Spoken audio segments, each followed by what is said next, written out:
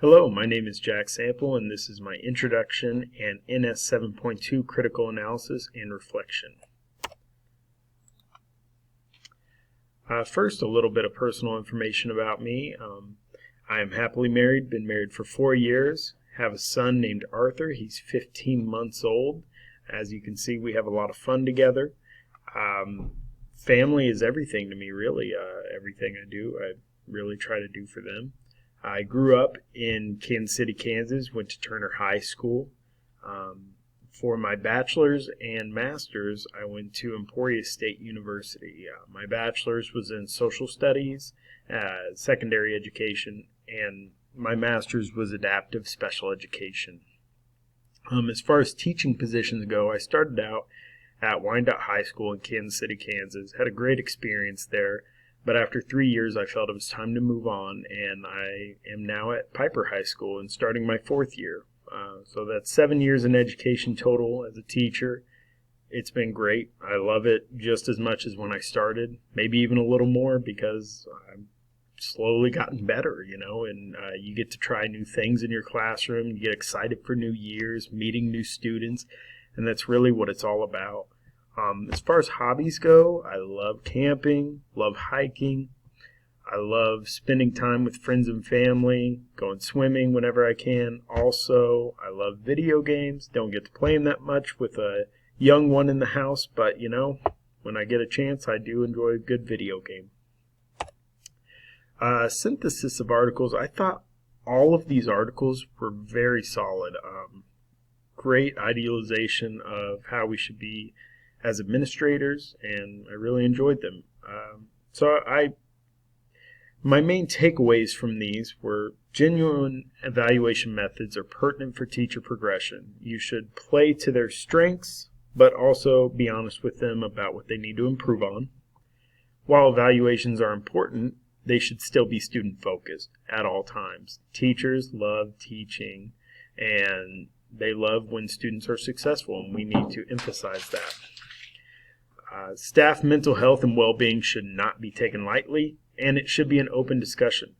Principals need to know their staff, build relationships, and have open, honest discussions about mental health so that they are able to help staff in any way they can.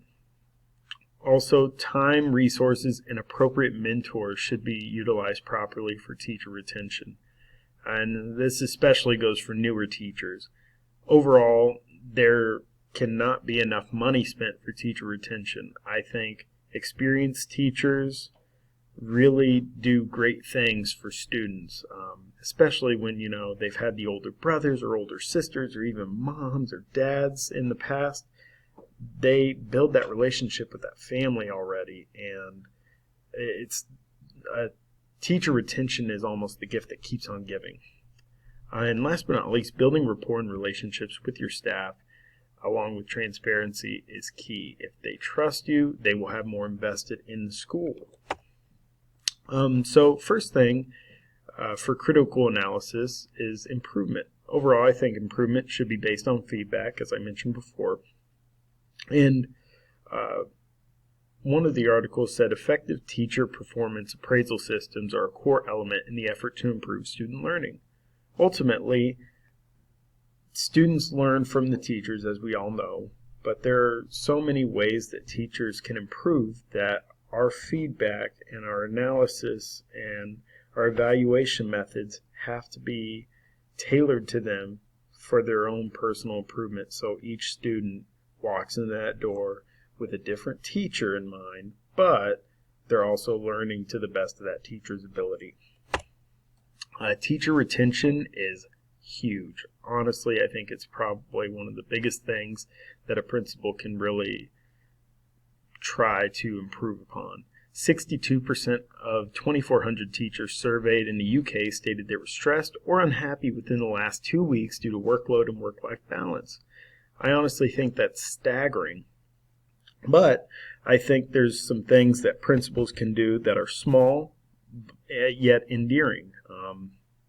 It was stated that you could put fruit in the teacher's lounge and things like that. If teachers feel trusted they will have a more positive experience, and that comes from transparency, in my opinion, and building that rapport and relationships with your staff members. Next is learning. One way beneficial learning for students can be accomplished is by providing professional development opportunities that are relevant and continued throughout the year. And this is for the teachers to improve on student learning. I think we know the term of the pendulum swing in education, and I think that goes for professional development as well. If you stick with a plan, you will get the most out of that professional development. Next, teacher well-being can be addressed in numerous ways. Ultimately, I think it stems from being aware of your staff, having that rapport and relationship that you know what's going on, and that way you can make adjustments to best help your staff. Overall, the standard correlation, these resources provided increase my knowledge really substantially in the following areas. Improvement, my main takeaway is improvement will be at its best for a teacher if evaluations and feedback are authentic. This needs to happen.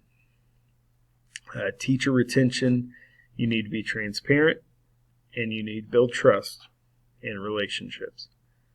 Learning, this can only really happen with strong professional development. Teachers, as they improve, you'll see student improvement as well. Staff well-being, awareness is the most important factor. Like I said, you don't know something's an issue until you know.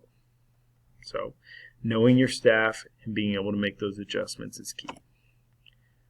Relevance, this assignment really kind of improved and affirmed how I felt. I love working in a transparent environment. I've done both, and honestly, it feels really awesome when you are trusted and you know that you are trusted.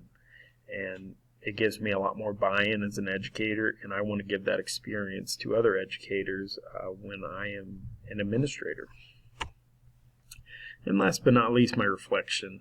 While this is an introduction assignment, I felt it hit on so many big topics of what administration is all about and really what the foundational key resources that we will have as administrators to address things like improvement, staff retention, overall well-being, and things like that. I really think this is important for us as administrators to really reflect upon. And these are my works cited. Thank you.